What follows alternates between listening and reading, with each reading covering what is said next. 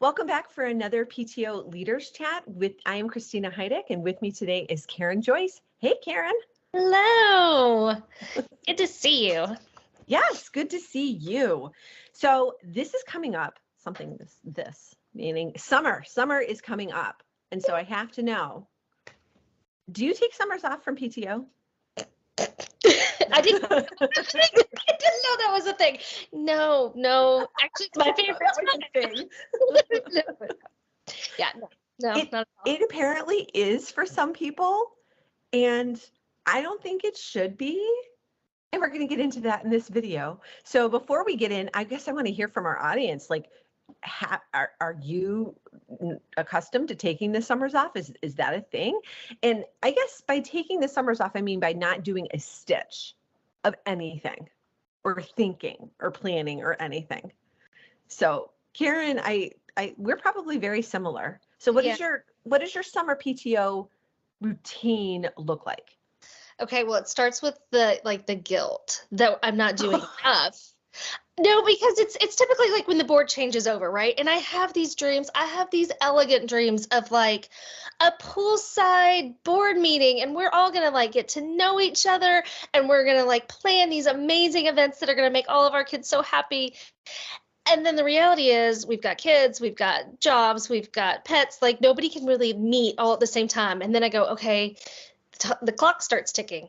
And you go, okay, well, we didn't get together in late May, and now school's out, now it's June, now it's July. And one of our biggest things, it just seems like fall hits fast and furious. And if we don't take any of that time, we wind up on Zoom, which is great. But so like my ideas of like getting together and having that squishy time, like doesn't really happen.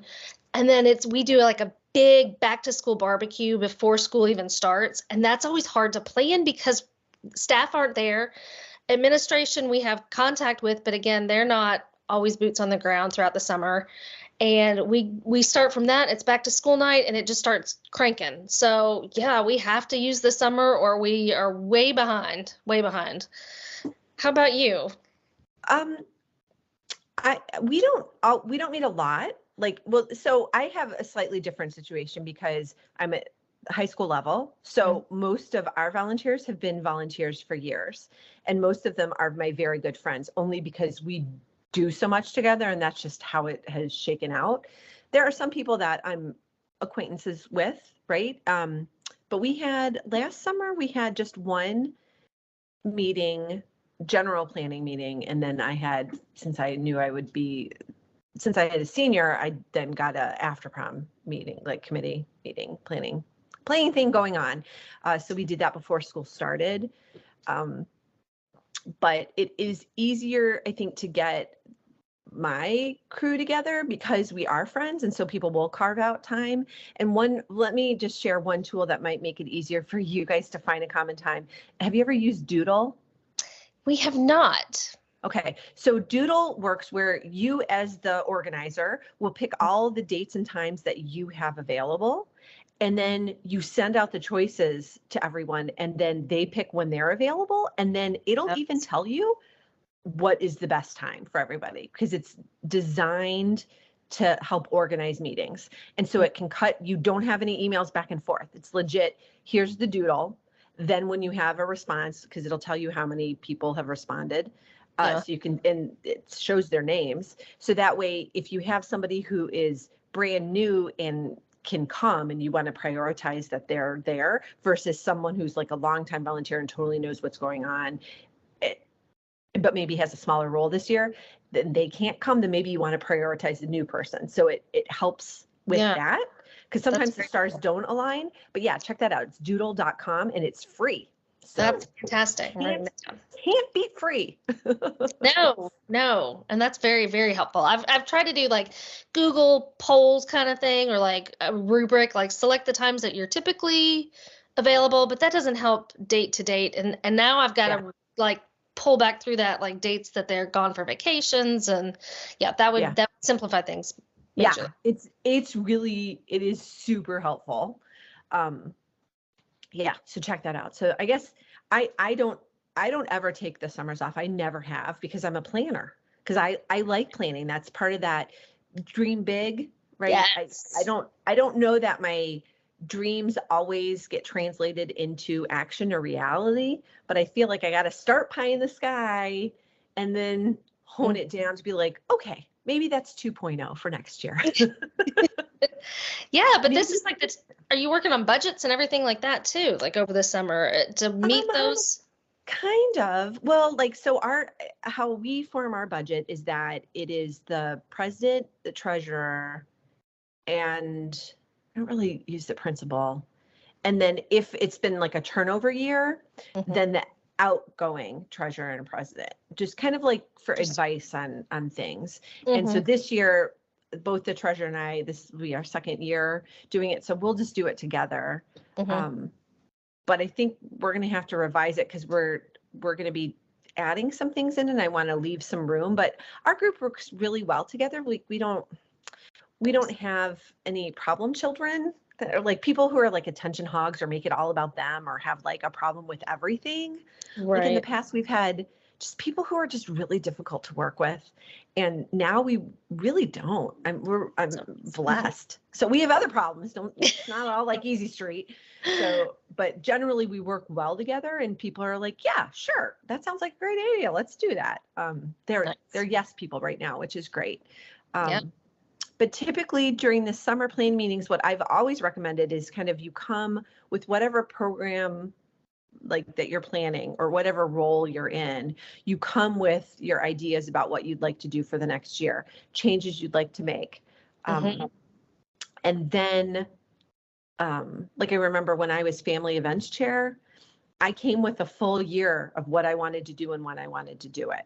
Nice. Because when you come with that specifics, then you can actually plan. Then it's not so like, oh, I have to go on a fact-finding mission to like figure out if we can even afford this. But I'd already like rough sketched it out.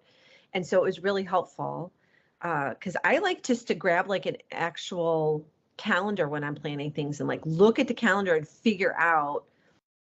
I think this kind of goes to your point about the abstract finding a meeting date that works versus the specific of like using a tool like Doodle. Like I like to look and see, well, when will this program fit in? Like when can we do this? Because there are certain things that the school district does at the same time every year, and there's certain things that the PTO likes to do at the same time of year, and certain things the teachers like to do at the same time, so that you don't want to be having those conflicts. Right. So I like to come to a planning meeting with actual things that I want to talk about in different plans. But typically we talk about fundraising, like how much, so it goes to budget, like how much we want to bring in. Right. What did last year look like? What do we think this year looks like? Because it's going to be very different depending on the economy and kind of where you think things are going. Right. So that's what we kind of talk about. Yeah, I feel like summer is a little bit more like heavy leadership. Like when you said president and treasurer, I kind of feel like it's more of those interpersonal situations and very dependent on the role. Like membership is certainly getting together forms and thinking about making sure all of our member hub or whatever you're using for online is all set up and ready to roll, and kind of more of that individualized space rather than the whole group meeting together and doing a lot of the month to month things that we do typically when school starts back. Yeah, it's definitely, I like getting the table set kind of like, so that you can serve the meal that is the year. Yeah. So, but I think it takes time to pick out the right place settings, establish your color scheme, all that kind of stuff that really makes for a lovely experience. And if you're waiting to the last minute to do that, then I think it gets rushed and it's hard to serve a good meal. Yeah, no, I love that analogy. That's such a lovely way to put it. I like that. Yeah. Well, it's like a party. Who doesn't? We do throw a lot of parties. PTO, PTA party all year long. Yeah, all year long. All year long. So do you actually, do you put together an actual calendar over the summer of like what is going to, for like a program year? So typically in like the last month of the school year, we sit down with the principal and kind of start to hash out some of those big ideas. Like, are we going to do a carnival post-COVID? What month can that fit in? Like the big bucket kind of thoughts of how the whole year goes. And then as a board, then we start filling in a little bit more. But yeah, I mean, I think that really kind of starts now, or well, in probably like at the end of the school year, and then continues throughout the summer. Yeah. We have, our district starts asking for dates for next year for the calendar in February. And I'm always like, okay, some things I can tell you, but some things I just don't know. Like, Right. because they don't run on our schedule, and our schedule runs, June to June, and they're always, I guess, in perpetual planning mode. So that's always one like conflict that we have with the school. It's like, dude, I can't give you everything, because what if we want to change something? So Right. typically, I guess that's why we end up doing like the staff appreciation luncheon is the same time every year. Right. So, Right. There are some pieces that can always get clicked in, but yeah. yeah. Yeah. I guess with the lower elementary schools and mid or upper elementary, and then even the junior high, we would actually do an actual calendar of events so people could see what is going on. At the high school, there's so much to include. So I didn't really do that this year. But I would going back to that actual calendar, I would look at, so here's the process that I recommend. You get a physical calendar, then you're going to write in all of like the national holidays. Right. So like Christmas, Halloween, Veterans Day, Yom Kippur, whatever is going on in whatever your community kind of celebrates. Because like, I think if you have like a PTO on a military base, then you're going to have more of the military holidays, or the remembrance, like Veterans Day might be a big deal for you. So you want to know when that is so that you can do stuff for that. Then you're going to add in your PTO meetings so that you know that you're not planning something that would conflict with the meeting. Then I always look at the district calendar as well as your community calendar, like what's going on in the larger community. I'm in Cleveland, so one year there was, we couldn't have anticipated this, but the Cavs made it to the playoffs. It was back when LeBron was here. It's been a hot minute, but just knowing when the different championships are, because parents might not want to come to a PTO thing if there's a basketball game. Like for Kentucky, like you would be stupid to plan. Yeah. To plan something on game day. And we accidentally did that because the big blue-white game happened to be Night of Carnival. And we're like, but they didn't come out with that date until we were way, way too far gone. But away football games, we try and like plan things if there's something on those weekends, especially like Carnival. That looking at those big community draws are super important. That and days off of school. I always forget we have random days off of school, like a preliminary election that wasn't on the calendar last year. That stuff gets us too. Yeah. Yeah. We used to have very predictable, they call them continuous improvement days. So it's like professional development. So it used to bookend, if there was a Monday holiday, there would be a Friday, like teacher work day. Nice. And now they're like more random. Like my kids are actually off today on a Wednesday. I'm like, dudes, you are literally screwing up my whole schedule. So we actually have a PTA meeting tonight, and everyone's like, they don't have school, so we're still meeting. Hi, Russell, get down, baby. And I was like, yeah, we're still meeting because it's this is the time that we're scheduled to meet. So it just kind of throws everything off. But adding that information there, it can really, you always want to minimize as much as possible your internal conflicts as well as your external. So internal would be in your group. Like you don't want to plan, depending on the situation, you probably don't want to plan a fundraiser and a family event at the same time. Right. That's too much. It is. It's too much sometimes. Again, it depends on what it is. Sometimes a family event is a fundraiser, like a carnival can be, but I think you know what I mean. But sometimes it's smart. Like we used to do for the elementary buildings, fundraiser pickup nights was parent-teacher conference night because people were already coming into the building, and so it made it much easier.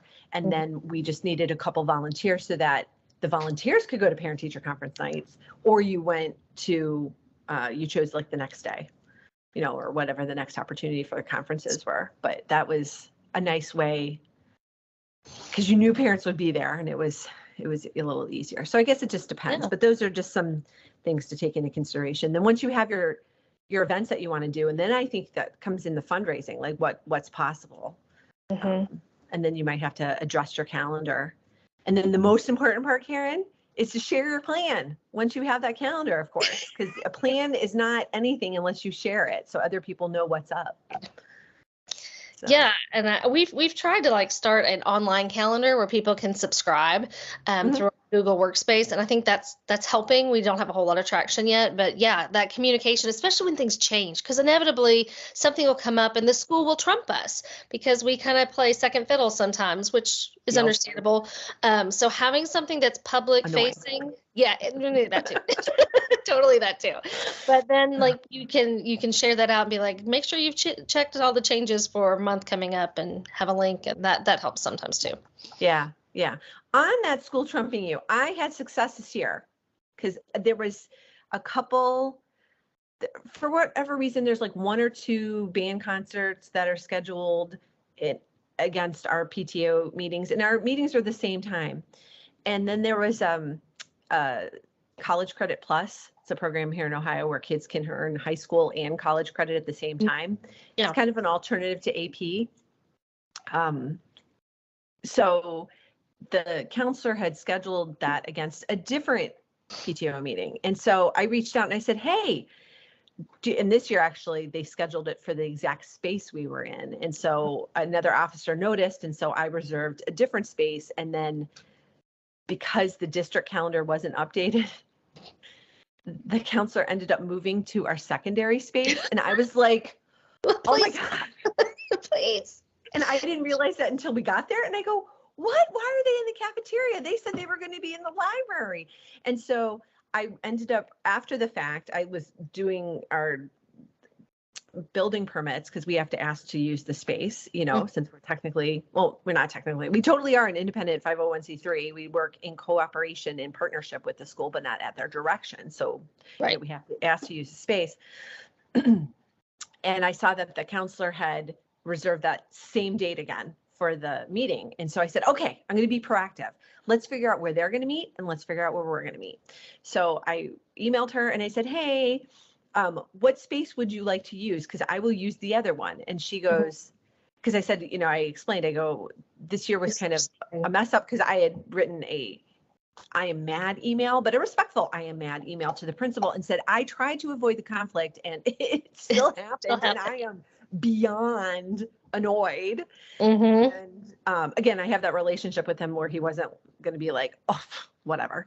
Like he was like, I am so sorry. You are right. We'll figure out where we screwed up. This was on us. Cause I was like, yeah, it's on you. Like I tried everything. And then it was when I figured out what had happened, it was too late to do anything. Right. So anyway, I reached out to the guidance counselor and said, let's not have a repeat. What can we do? And she goes, I will move it to a different day. It totally doesn't have to be that day. And I go, look at that. Like maybe I should try this with the band teacher so that we can resolve that conflict. Because I think they just picked the same date, not even realizing. Because they're planning in a vacuum. But if you approach them and go, I noticed this got scheduled. So are your PTO events on the district calendar, like on the school calendar? Not on the district calendar. And, it's a continual improvement kind of a situation. We had like a school calendar, but then we had some faculty members that were really proactive and they made like a family school calendar. And so our events were getting on the family school calendar, but not the school calendar. And just realizing that there are different levels of calendars and that they are public and privately facing calendars. That caught me the first year of being a PTO. And I didn't realize that we did a whole staff appreciation, and then we realized that all of the first grade teachers were on a field trip. We go, but that's not on the calendar. And they go, well, that's on purpose because we don't want everybody in the public to maybe know that our first graders are off campus and where, and there were security issues. And I go, oh, light bulb, there are different levels of calendars. Yes. And just even knowing that that's a situation and working with your principal to make sure you're like ticking things off, especially when you're putting in a lot of effort and time is important. Yes, you've touched on another thing that drives me bonkers. And it's the lack of communication from the school. It's like they don't know what's going on and we don't know it exists. So how are we supposed to know about that? And it's like, oh my God, who's the right Who's in person charge? to talk to about this? Yeah. Because it shouldn't be this hard. Like, I understand you don't want the public, but like, teacher appreciation, like May is a big month for that. The end of the year is a big month for that. So they didn't think that maybe they should give you a heads up. So now you know to write that, to ask the principal, when are the first graders going? When is a good time to have all of this? Sometimes it's not even the principal, it's the bookkeeper, it's the front office staff, it's the secretary, like knowing who really is that gatekeeper of all the information. Sure. Yeah, that's a big thing. Our other issue is our district calendar. Once something gets added there, they really don't make updates. So I said, I brought this up because there was a senior art show on the calendar and my son is a senior and does photography and ceramics. And so he was going to be entering in pieces. And I said, when is the reception? It is scheduled for this week right now. And I'm looking around in the space where we have it, like our meetings are in the media center. And that's where the art show was supposed to be. And I'm like, there's no art. So clearly it's not now. Like, when is that? There's been no communication. And the district calendar says this. And the assistant principal who came, she's like, oh, I'm so sorry. I'll find this out and let you know. And I was like, that's great. And I was like, I go, just to let you know, because remember, we have an all new administrative team. So the head principal is new. The assistant principals are all new. And so they don't understand how things work in that regard. And she's like, well, maybe you could say something about that. And I said, you know what, you're new. Can you do me a favor and you say something? Because you have the fallback of, I am new and I don't know how this runs, but this seems to be an issue. Because it is an issue, because things get on there and it's like, I don't know how you get it to be updated, and it's not like that hard. So our situation is that most of the things are on the calendar, but there's a separate athletics calendar versus a district calendar. So like you can filter by school view, like, so you can look at the entire district or you can go down to each school. So it's, and sorry, the dogs are bopping the table, a little shaky. So it's just frustrating. So I'm curious to see if she'll take it, because they are very good about listening to feedback and going, oh, you're right. I was like, you have a better opportunity to say, I'm new here and this doesn't seem right, than I do as a parent to be complaining about it for the 15th time. Yeah. But I think it takes, I always take it personally too. I'm like, oh, they're just trumping the parent group. No, they do that to themselves too. It's just like a lack of communication. It's too many cooks in the kitchen. And so you gotta at least try and make it better and show when those things are becoming problematic. But it's not against us. I think a lot of the times it's just a lot going on. Point. I have felt that way, Karen, and that's when I felt a little guilty for being at the school counselor about it when she was like, oh, I'll just move it, no big deal. And I was like, oh, okay. I think also it is that there is so much more involved with being a teacher, administrator, leading a school now than there used to be. Because before we just had like paper calendars and people it wasn't such a thing.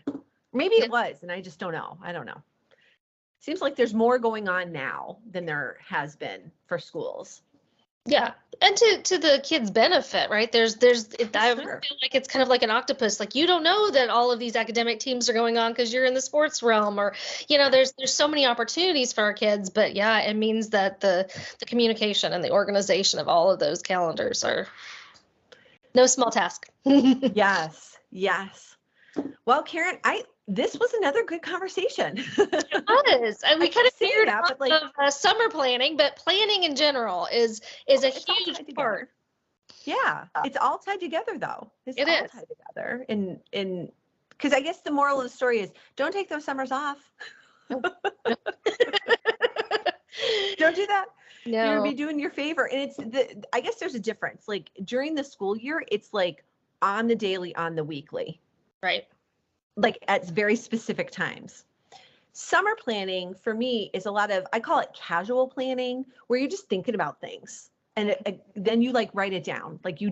I have more reflection time, I guess, or reflective time, to where I'm just thinking back and going, all right, this went really well. Should we do that again? Yes.